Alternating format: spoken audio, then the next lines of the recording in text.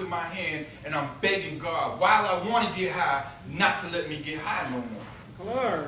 And I was screaming and crying and it was coming over me, and I remember it was so cold that the stupid butane lighter wouldn't work, and I ripped the skin. I still have the scar right here because I'm left-handed.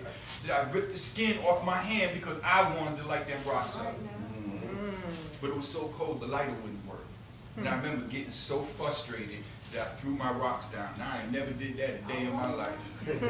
And I threw them in the snow, so there was no finding them. You know, but that's why I identified with this story so much. And I pleaded and I cried. And I remember when I got saved, I had a sponsor in my 12-step fellowship, and I had a pastor, and my pastor was from my neighborhood, right? And I used to see him all the time, and he used to visit me when I was in jail, and he used to say, man, you're going to do great things. And when you're a crackhead, right, when people tell you that you're going to do great things and you're going to serve God, you look at them like they're crazy. I would look at him like he was the man cheering himself up. And he kept on always telling me, he said, and I remember the one thing he used to call me to make me smile, and he used to say all the way to the day he died, Reverend Beatty used to call me Israel. He said, your name ain't Jerry no more, it's Israel. You are a prince. See, nobody ever took the time to tell me how much they love me by, some people like try to condemn you to make you feel better and all the other stuff. This man came up, and I used to walk by his church, right? And he used to give me a hug, and we had the soup kitchen downstairs, and every now and then I would go get something to eat, and Rev said, hey, what's up, Israel? And I said, no, I ain't Jewish, right? But he used to say it to me all the time. And it didn't sink in until, after that moment, I didn't go to church right away because I don't know anybody else know, when you come off the dope like I did, it took about 2 weeks before I could even function like a normal human being, right? And, I remember being laid up, and I had just made this promise to God. For the first time in my life, I stopped playing with God. See, y'all believed in Jehovah Jireh. I believed in Monty Hall. See, because Monty Hall was my God. See, because Monty Hall was the guy, let's make a deal. And I always used to pray to Monty Hall, right? Now be like, God, make that police computer not work when they're checking my license. And I won't do it no more. Or you're in the paddy wagon and you praying to God, right, that this thing roll over 3 times and the door pop open like on TV. Or you're in front of the judge, right, and you're getting ready to get sentenced, and you're like, let them lose my file and send me home. Those were the insane prayers I had, because I always had this thing with God where I'm going, you do this and I'm going to do that, right? And then every time God released me, I go right back to what I used to do. And it wasn't until this time, right? So what happened was, when I got out 22 years ago, when you wanted to go to treatment, you did not tell them you was an addict because you could go to jail. It's admitted to a felony. Right. And so what they used to do is, as long as you was drunk, you could get in. They do a breathalyzer test, and you can get in and get treatment. And I wanted treatment in the worst way. But when I was taking the ride, the guy said, well, man, we got to go get you a bottle of whiskey. We're going to get you jacked up, and then we're going to get you into treatment. And I had this spiritual dilemma going on, right? Do I trust God that He's going to help me get through this situation? Or do I take this drink and do I get drunk, and then after I just made a promise, but He'll understand, right? God's going to understand this time why I'm going against. And I said to the guy, I can't do it. I'm just not going to drink that bottle no more. Even if it means I can't go into treatment. And it was hard. And 2 friends of mine came, and one of them just passed away, and the other one is real sick. And it was this Karen and Wanda. It was this lesbian couple, right? And I had nowhere to go, and I couldn't go in front of my kids dope sick like that. And they took me in their house, and they washed me, and and put rags over my head, and gave me water, and then nourished me back, right? And it was like, and I'm so grateful for them, because see, God used them too. That's right. Amen. You know what I'm saying? That's why I can't condemn nobody. That's right. Amen. I mean, I've been through. Look, my house got fractured glass on it. It's already broken. All right now. Right, it's gonna fall down. But I was so grateful that God put them 2 women in my life. Amen. See, it ain't about condoning or condemning. It's about the fact that God used anybody. Amen. If I wasn't here, I wouldn't be here if it wasn't for them. And then, my pastor, we went to this. This was the time they were building momentum with the Promise Keepers, right? So now I'm going to church, right? And I sang so well they made me an usher. And so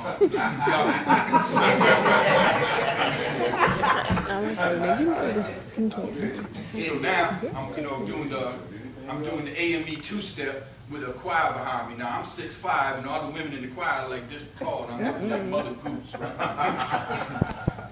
And we went to the Promise Keepers, and they were talking about, they used the story of Jacob, and how God said, the name's not Jacob, it's Israel.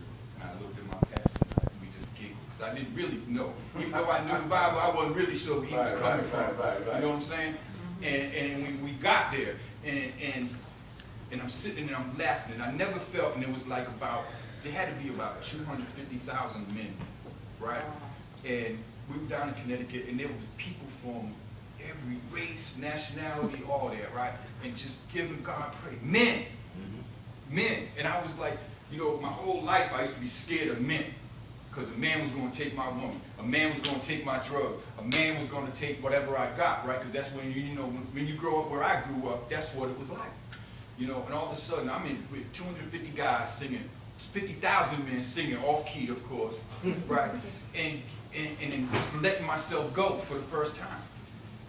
And I don't understand what it was like before, but I knew what it was like now to feel touched in grace. Amen.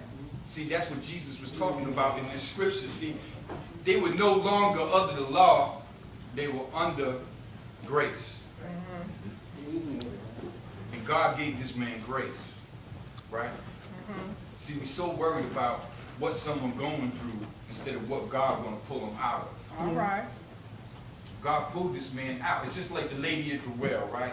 And I can identify with her so well. See, when she went to the well, right, she could have went to any well she wanted. There was plenty of them. When you look up what the scholars said about this, there were several wells right where she was at. And to go to Jacob's well, she had to go way out the way. She had to go miles out her way. And the reason why she went miles out her way, because she felt shame. She was suffering from a spiritual dilemma, but she was looking for a physical solution and finding the water. All right now. Just like me. All right. I had no self-esteem. I had nothing inside my heart, but I was always trying to fill this spiritual void with a physical substance. All right. And when she met Jesus, Jesus told her who she was. Hey, you had 5 husbands. And the man you with ain't yours. But see, God didn't condemn her. He made her whole. Amen. That's right. He said, try this living water. You ain't never going to thirst again. So imagine yourself walking 3 miles, 4 miles, wherever the length was, right? And having to avoid people. And the scriptures talk about she left the pitcher of water behind.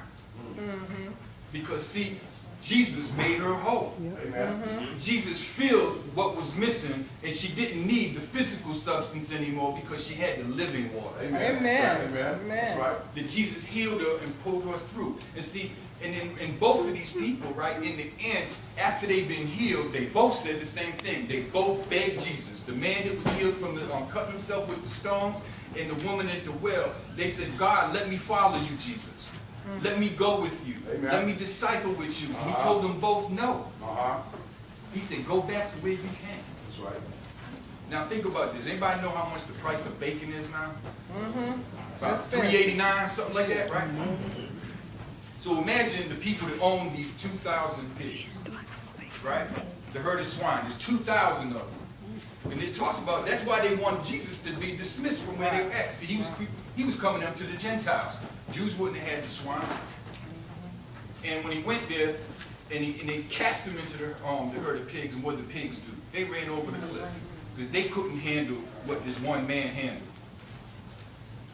And the people were mad, because I know at $2.89 a pound, and you might get about, what, 100 pounds of bacon per pig? In 2000, it's a lot of money. So they was upset. But once they realized what they saw the man with clothes on, and they identified the man, it's when they was found acceptance. Right? Because you can imagine, right? It was your brother or somebody you know, right? And they took something you had, but all of a sudden you identified, and this was your brother that you seen for 10 and 20 years, tearing himself and doing drugs and getting high, and all of a sudden you seen him with a diploma and a tie on and his hair done, and he wasn't stinking, and he had some deodorant on, and you'd be like, no, it ain't. Wow. Amen. But that's what this story tells us. Right? Then God healed the whole man, not just the symptoms. He didn't Right. put aspirin on That's it. right. All right, You come know what I'm on, saying? glory. That's Because right. you ever see all the commercials on TV? And my favorite, the medical commercials, and they got a cure for everything, right? And my favorite is the one for people who have dark circles under their eyes, right? Not very life-threatening, right? You have dark circles, right? And then they have the commercial, and the lady's running through the lilies, and she all happy because she don't have no dark circles under her eyes no more, right? But then it tells you what the side effects are, right? Liver disease, cancer, and sudden death. See, all they were worried about the symptom, but they weren't curing the condition. That's right. That's And right. just like aspirin. That's right. But see, Jesus healed the whole woman. Oh, yeah. Amen. The woman that felt so ashamed was able to run into town and tell him what the man told her. Okay. That's right. She wasn't afraid no more. She didn't have no shame in her heart no That's right. more, right? Because she was made whole. That's right. That's right. And that's what her testimony is. Uh-huh. She had a testimony now that I was loose, that I had a bunch of husbands. I was shacking up with the last guy I was with, but I don't have to do that no more because whatever condition she had, whether she might have been molested as a child, whether she wasn't held long enough, whatever the condition, see, because people don't do all these things because they ain't got nothing better to do. At the bottom of the barrel, right, is the core reason why we do the things we do. Amen. And see, I can come to the altar and ask God to remove the taste of alcohol and drugs from my mouth. But if I don't ask him to heal the condition, see, I got to learn what I'm praying for. That's The right. condition of what was going That's on right. inside of me, Yeah. causing me to want to tear my Uh-huh. flesh, Yeah. causing me want to drink, Yeah. drug, and rob people. Uh-huh. I'm not going to be healed. See, that's when we let her learn to pray. That they wanted to heal the condition. Amen. Because the symptom was we suffer from a far greater condition than the symptoms allowed to other people to see. Amen.